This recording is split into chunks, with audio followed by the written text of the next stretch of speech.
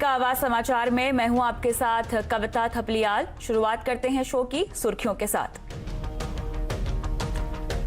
कुछ ही घंटों में तमिलनाडु और पुदुचेरी के समुद्र तट से टकराएगा तूफान निवार। दोनों राज्यों में एहतियात के तौर पर दफ्तर और बाजार बंद। एनडीआरएफ की 23 टीमें तैनात, नौसेना भी अलर्ट पर। कोरोना को लेकर राज्यों ने बढ़ाई सख्ती। पंजाब में 1 दिसंबर से नाइट कर्फ्यू होगा लागू। दिल्ली में आने वालों को भी कोरोना की नेगेटिव रिपोर्ट दिखाना हो सकता है जरूरी। नई ऊंचाई छूने के बाद बाजार में जोरदार मुनाफा वसूली। निफ्टी ऊंचाई से करीब 300 पॉइंट फिसला। सेंसेक्स में भी ऊपर से 1000 पॉइंट की गिरावट। सरकारी बैंकों को छोड़ सभी सेक्टर्स में बिकवाली। लक्ष्मी विलास बैंक का डीबीएस बैंक के साथ मर्जर को कैबिनेट ने दी मंजूरी। सरकार ने दी नसीहत, रिजर्व बैंक पुख्ता करे निगरानी को अपनी व्यवस्था। सीएनबीसी आवाज की खबर पर मुहर। बिहार में एनडीए नेता विजय सिन्हा बने स्पीकर। पक्ष में 126 और विपक्ष में 114 वोट मिले। सुशील मोदी ने ऑडियो क्लिप जारी कर लालू पर लगाया था एनडीए के विधायकों को तोड़ने का आरोप। पीडीपी तक पहुंची जम्मू कश्मीर के रोशनी जमीन घोटाले की आंच। पार्टी दफ्तर के लिए जमीन पर कब्जे का आरोप। तो पार्टी नेता राशिद खान और तालिब हुसैन पर सरकारी जमीन पर कब्जा करने का आरोप।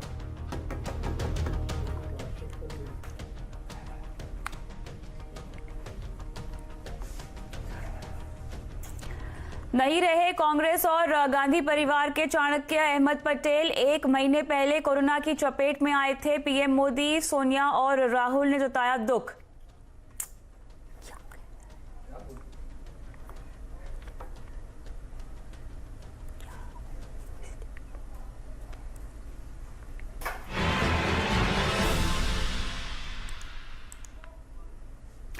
कुछ ही घंटों में चक्रवाती तूफान निवार तमिलनाडु और पुदुचेरी के समुद्र तट से टकराएगा, लेकिन अभी से ही इसका असर दिखना शुरू हो गया है। चेन्नई समेत तमिलनाडु और पुदुचेरी के कई इलाकों में जोरदार बारिश हो रही है। सड़कों पर पानी भर गया है। मौसम विभाग के मुताबिक निवार तूफान की वजह से तमिलनाडु, पुदुचेरी और आंध्र में 100 से 120 किलोमीटर प्रति घंटा की रफ्तार से तेज हवाएं चलेंगी। तूफान से निपटने के लिए पुदुचेरी और तमिलनाडु में तैयारियां जोरों पर है। दोनों राज्यों में सरकारी एजेंसियों ने लोगों को बचाने के लिए पूरी ताकत झोंक दी है। लोगों को घरों में रहने की अपील की गई है। एहतियात के तौर पर समुद्र के पास वाले इलाके से लोगों को शिविरों में शिफ्ट भी कर दिया गया है। दोनों राज्यों में दफ्तर और बाजार बंद कर दिए गए हैं। एनडीआरएफ की 23 टीमों को तैनात भी कर दिया गया है। इसके अलावा नौसेना भी अलर्ट पर है। चक्रवाती तूफान की चाल पे नजर रखने के लिए हाईटेक इमरजेंसी कंट्रोल सेंटर बनाए गए हैं और सेंटर का संपर्क हर सरकारी महकमे से है। लेकिन चलिए यहाँ पे फिलहाल ताजा अपडेट निवार तूफान को लेकर देने के लिए हमारे सहयोगी जनक दवे जुड़ गए हैं। तो जनक, ये बताएं कि ताजा हाल क्या है। तेज बारिश के साथ हवाएं भी अब शुरू हो चुकी हैं, तो यानी तूफान के आने से पहले उसका असर दिखाई दे रहा है। बिल्कुल कविता, मैं देखिए अभी पुडुचेरी के आउटस्कर्ट इलाके में हूँ और सुबह से मैं लगातार इन इलाकों में घूम रहा हूँ। मैं पहले कुछ तस्वीरें दिखा देता हूँ अपने दर्शकों को कविता की किस तरीके से अब बारिश शुरू हुई। पहले इसका असर चेन्नई में देखने को मिला था, लेकिन अब पुडुचेरी के आसपास के इलाकों में भी बारिश शुरू हो चुकी है। साथ में तेज़ हवाएं चलनी शुरू हो गई है। ये साइक्लोन की आने से पहले का असर है। और दूसरी बात यहाँ पे कविता एक साफ कर दूं कि पहले साइक्लोन शाम को टकराना था, लेकिन अब उसका जो ट्रैक है, फोरकास्ट ट्रैक, वो थोड़ा बदलता हुआ दिखा है। साथ में दूसरा अपडेट ये भी है कि साइक्लोन ने उस समय जो तट की तरफ आने की जो गति थी उसमें थोड़ी कमी आई थी, पर कमी आने से और वो ताकतवर हो गया है। पहले 120 किलोमीटर प्रति घंटे की रफ्तार से वो तट पर स्पर्श करने वाला था, लेकिन अब 140 किलोमीटर प्रति घंटे इसकी रफ्तार से हिट होगा। ऐसे में अंदाजा लगा लीजिए कविता कि किस तरीके का नुकसान हो सकता है। और इसी के चलते आज सुबह जब मैंने पुडुचेरी के मुख्यमंत्री से बात की, नारायणसामी से, तो उन्होंने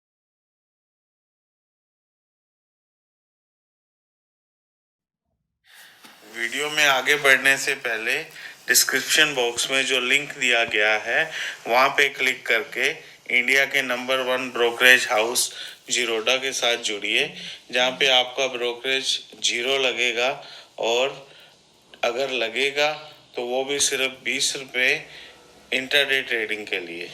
ने बिल्कुल साफ कह दिया कि जानमाल को बचाना सबसे बड़ी प्राथमिकता है और इसी के चलते एनडीआरएफ की 3 टीमों के अलावा सेना की भी टीमों को यहां पर बुलाया गया है। साथ ही में जो स्टेट का जो एडमिनिस्ट्रेशन है वो तो है ही, साथ ही जैसे कि बिजली के खंभे को नुकसान पहुंचा सकता है, रेलवे के ट्रैक हैं उसको उखाड़ के फेंक सकते हैं, तो ये बहुत सारी चीज़ें हैं जहां पर बहुत बड़े बड़े मैकेनिज्म की ज़रूरत होगी।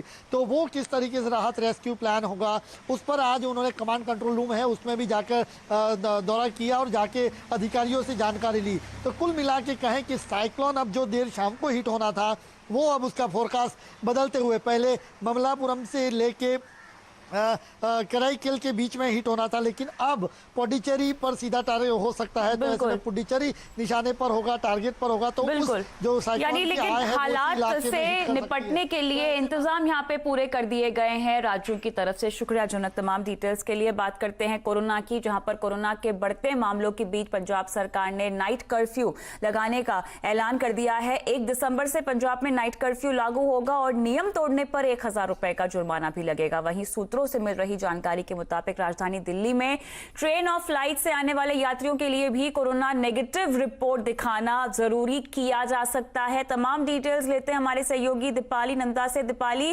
पंजाब और दिल्ली में आखिर किस तरह की सख्ती यहां पर लगाई गई है? देखिए, पंजाब और दिल्ली राज्य का अगर जिक्र किया जाए तो ये ऐसी दोनों राज्य हैं जहां पर कोरोना के मामले लगातार बढ़ते हुए नजर आ रहे हैं और अब राज्य सरकार अपने स्तर पर बड़े ऐलान भी कर रही है, बड़े कदम उठा रही है। पंजाब ने एक बड़ा फैसला लिया है नाइट कर्फ्यू का। 1 दिसंबर से शहर के सभी राज्य के सभी शहरों और जिलों में नाइट कर्फ्यू लगाया जाएगा और अगर कोई व्यक्ति इसका उल्लंघन करता है तो उस पर 1000 रुपए का जुर्माना भी लगाया जाएगा। इतना ही नहीं, एक बड़ा ऐलान ये भी किया गया है कि जितने भी होटल और रेस्टोरेंट है या फिर मैरिज हॉल्स है वो भी रात को 9:30 बजे बंद हो जाएंगे। जाहिर तौर पर यहाँ पर भी हमने देखा है कि रिकॉर्ड मामले आते हुए दिखाई दे रहे हैं, इसलिए राज्य सरकार ने ये बड़ा फैसला लिया है। मैं आपको बता दूं, ये जितनी भी पाबंदियां हैं उनकी समीक्षा की जाएगी 15 दिसंबर को। उसके बाद ये फैसला लिया जाएगा कि आगे इन्हें जारी रखा जाए या नहीं। वहीं मैं राजधानी दिल्ली की बात करूं तो यहाँ पर भी लगातार कोरोना अपने पांव पसार रहा है। हालात एक तरह से बेकाबू होते हुए नजर आ रहे हैं। महाराष्ट्र के बाद अब हमें ये एक्सक्लूसिव जानकारी मिल रही है कि दिल्ली की सरकार भी ये मैंडेटरी कर सकती है, खासतौर पर उन यात्रियों के लिए जो ट्रेन और फ्लाइट से राजधानी दिल्ली में आ रहे हैं उनके लिए कोरोना की। बिल्कुल, तो साफ तौर से कोरोना को लेकर अब राज्यों में सख्ती के आदेश जो है वो दे दिए गए हैं और कई सारी योजनाओं पर यहाँ पर मंथन भी चल रहा है। शुक्रिया दीपाली तमाम डिटेल्स के लिए। बात करेंगे शेयर बाजार की, जहां पर बाजार की तेजी का चक्का आज आखिरकार थम गया। हालांकि आज भी शुरुआत शानदार हुई थी, बाजार ने खुलते ही नई ऊंचाई छुई, लेकिन उसके बाद मुनाफा वसूली हावी हो गई। दबाव कितना ज्यादा था इसका अंदाजा आप इसी बात से लगा सकते हैं कि सेंसेक्स ऊपरी स्तरों से 1000 पॉइंट लुढ़का है। निफ्टी ने भी ऊपर से 300 पॉइंट आज गवा दिए हैं। लेकिन चलिए बाजार का पूरा हाल समझेंगे हमारे सहयोगी यतिन मोहता से। तो यतिन, बाजार में तो आज हमने गिरावट का दौर देखा, लेकिन ये बताएं कि शेयरों के लिहाज से आज का सेशन कैसा था? तो देखिए, जैसे कि आपने बताया, प्रॉफिट बुकिंग का माहौल था आज मार्केट में। लगभग 1000 पॉइंट का हमने डिक्लाइन देखा निफ्टी बैंक में ऊपरी स्तरों से और निफ्टी में भी करीब 300 पॉइंट का प्रॉफिट बुकिंग देखा। लेकिन अगर आप निफ्टी गेनर्स की बात करें तो ओएनजीसी और पावर ग्रिड जैसे सरकारी कंपनीज गेनिंग साइड पे थी। आपके स्क्रीन के ऊपर लगभग 6% की बढ़त ओएनजीसी में, क्योंकि क्रूड के भाव जो बढ़ रहे हैं उनका फायदा सीधी इन जैसी तेल कंपनियों को होता है। लेकिन लूजिंग साइड पे जो प्राइवेट सेक्टर की बैंक्स थी, क्योंकि निफ्टी बैंक में काफी बड़ी गिरावट थी, इसका जो बड़ा कारण था वो कोटक बैंक और एचडीएफसी बैंक में लगभग 2.5 से 3% की गिरावट थी। इसके अलावा इन्फोसिस और एचडीएफसी लिमिटेड भी वो शेयर्स थे जहां हमने थोड़ी बहुत प्रॉफिट टेकिंग ऊपरी स्तरों से देखी। अच्छा, चेन्नई में जो माहौल बना हुआ है उसके कारण अशोक लेलैंड और आइशर मोटर्स, ये 2 शेयर्स प्रेशर में थे। दोनों ही कंपनीज के शेयर में लगभग 2 से 3.5% की गिरावट हमने देखी, क्योंकि फ्लड्स में इनके ऑपरेशंस बंद होने की न्यूज रिपोर्ट्स आ रही हैं। अगर आप mid cap end of the market देखें, काफी एक्टिव था। तो अगर आप मिड कैप गेनर्स की बात करें तो Laopala glass, IOB, DCB bank, Shilpa Medicare, ये वो सब शेयर्स हैं जहां हमने 7 से 8% तक की तेजी देखी, लेकिन लूजिंग साइड पे Jammu Kashmir bank, graphite India, जेंजार और हत्सुन एग्रो जो कि शेयर्स रिसेंटली भागे हुए थे, वहां थोड़ी बहुत प्रॉफिट टेकिंग हमको देखने को मिली। शुक्रिया रहते इस पूरे मार्केट राउंडअप के लिए। हम आगे बढ़ेंगे, बात करेंगे हमारी खास पेशकश की, जहां पर CNBC आवाज और नेशनल स्टॉक एक्सचेंज लेकर आए हैं एक स्पेशल कैंपेन इन्फॉर्म्ड इन्वेस्टर। आज हम बात करेंगे फाइनेंशियल कमिटमेंट की। अपनी फाइनेंशियल जिम्मेदारी निभाएं। एक निवेशक के लिए ये जानना जरूरी है कि समय पर फाइनेंशियल कमिटमेंट पूरा करना कितना जरूरी है, नहीं तो भारी जुर्माना लग सकता है। कैबिनेट ने लक्ष्मी विलास बैंक का DBS बैंक के साथ मर्जर को मंजूरी दे दी और सबसे पहले CNBC आवाज ने ये खबर आपको बताई थी। सरकार ने रिजर्व बैंक को ये नसीहत भी दी है कि वो बैंकों पर निगरानी की अपनी व्यवस्था और पुख्ता करे। लेकिन चलिए तमाम डिटेल्स देने के लिए वरिष्ठ सहयोगी लक्ष्मण रॉय हमारे साथ जुड़े हुए हैं। तो लक्ष्मण, ये बताएं कि कैबिनेट की बैठक में आज जो अहम फैसले हुए हैं उसमें किन किन पर फैसले लिए गए? देखिए, सबसे महत्वपूर्ण फैसला जो हुआ है वो है आपको लक्ष्मी विलास बैंक को लेकर के। सरकार ने ये कहा कि लक्ष्मी विलास बैंक का DBS इंडिया बैंक के साथ मर्जर किया जाएगा और इसका नोटिफिकेशन भी जारी कर दिया गया है। 27 नवंबर से ये मर्जर जो है ये अमल में आ जाएगा। लेकिन इस फैसले के साथ साथ सरकार ने दो बहुत ही महत्वपूर्ण नसीहत दी है रिजर्व बैंक को। पहली बात तो ये कि लक्ष्मी विलास बैंक में जो गड़बड़ी हुई उसके जो भी दोषी हैं उनको सख्त से सख्त सजा दी जाए। और दूसरी बात जो बोली वो काफी महत्वपूर्ण है, वो कि रिजर्व बैंक जो उनकी निगरानी की व्यवस्था है बैंकों पर उसको और ज्यादा पुख्ता करे ताकि ऐसे मामले दोबारा ना आए। आइए सुनते हैं कि प्रकाश जावड़ेकर जो कि कैबिनेट के फैसले के बारे में ब्रीफिंग दे रहे थे, क्या कहना है उनका। सरकार ने कि RBI को कहा है कि दोषियों को सजा होनी चाहिए। जो बैंक शुरू करते हैं और मिसमैनेज करके या डाइवर्ट करके या कोई फ्रॉड होके जो बैंक डूबने के कगार पर लाते हैं उनको बख्शना नहीं चाहिए, उनको सजा होनी चाहिए।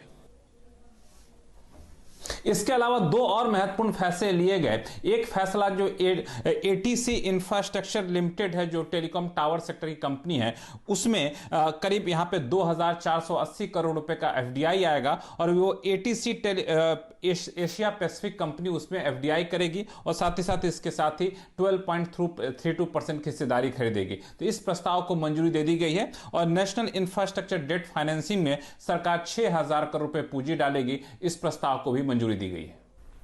शुक्रिया लक्ष्मण तमाम डिटेल्स के लिए।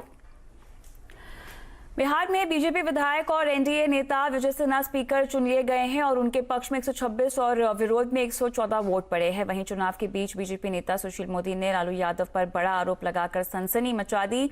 उन्होंने एक ऑडियो क्लिप जारी कर आरोप लगाया कि रांची में जेल में बंद लालू प्रसाद यादव बीजेपी विधायकों को मंत्री पद का लालच देकर तोड़ने की कोशिश कर रहे थे। क्लिप वो विधायक से वोटिंग से गैरहाजिर रहने का भी अनुरोध कर रहे हैं और वहीं राष्ट्रीय जनता दल ने आरोपों को गलत बताया।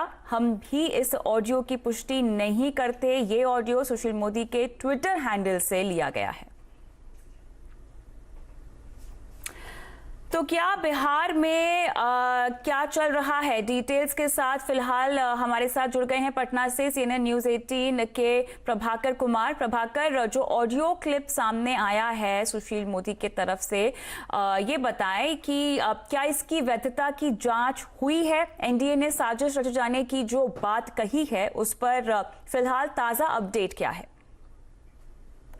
ये जो ऑडियो का पूरा मामला आप देख रहे हैं जिसमें लालू प्रसाद यादव जो है, जो कि अभी रांची के जेल में है टेक्निकली, लेकिन स्वास्थ्य के ग्राउंड पे उन्हें रांची के हॉस्पिटल में रिम्स में शिफ्ट किया गया है और वो रिम्स हॉस्पिटल में न रह के अभी जो वहाँ के निदेशक हैं उनके बंगलों में वो रह रहे हैं। वहाँ से वो लगातार उनके ऊपर आरोप है कि वो विधायकों के NDA के विधायकों के संपर्क में है, उन्हें तोड़ने की कोशिश कर रहे हैं। और आज जो चुनाव संपन्न हुए हैं उसी संपन्न चुनाव के कवायद को वो अपने पक्ष में करने की कवायद कर रहे थे। कल से लगातार NDA के बहुत सारे विधायकों का कहना था कि उन्हें लालू प्रसाद यादव के फ़ोन कॉल आ रहे हैं और उसी फ़ोन कॉल में से एक कन्वर्सेशन ये है, जबकि वो एक पासवान जो विधायक हैं बीजेपी के, उन्हें उन्होंने कॉल किया और उन्हें कहा कि अगर आप हमें वोट देते हैं तो हम आपको मंत्री भी बनाएंगे और आप एब्सटेन कर जाइए, आपको हमारे खिलाफ भी वोट करने की, बीजेपी के कैंडिडेट जो हैं, एनडीए के कैंडिडेट, उनके खिलाफ वोट करने की जरूरत नहीं है, बल्कि आप एब्सटेन कर जाएंगे तो हमारा काम हो जाएगा। और ये वीडियो जो है ये वायरल हो गया है। हम इसके सत्यता की पुष्टि नहीं कर रहे हैं, लेकिन जो आवाज़ है वो लालू प्रसाद यादव की आवाज़ लग रही है और ये मामला अब काफ़ी गर्मा गया है। अब जो बीजेपी और जेडीयू है वो कह रही है कि इस पर क्रिमिनल इन्वेस्टिगेशन होना चाहिए। किस तरीके से लालू प्रसाद यादव जो कि जेल में है वो लगातार जनता दरबार कर रहे हैं, वहाँ लगातार उनके पास फ़ोन मौजूद है, लोगों से बातचीत कर रहे हैं। तो जो जेएमएम की सरकार है झारखंड में वो लालू प्रसाद यादव की मदद कर रही है, उन्हें नियम तोड़ने में मदद कर रही है। और इस मुद्दे को अब जो है बीजेपी और जेडीयू के जो बड़े सदस्य हैं, जो उनके जो मेंबर्स हैं, वो उसे गंवाना नहीं चाहते हैं। उसे लगातार इस पे जो है वो लालू प्रसाद यादव पे दबाव बनाए हुए हैं। उनका मानना है कि इस पे प्रॉपर इन्वेस्टिगेशन होना चाहिए और ये भी इंश्योर करना चाहिए कि लालू प्रसाद यादव की आवाज़ है कि नहीं।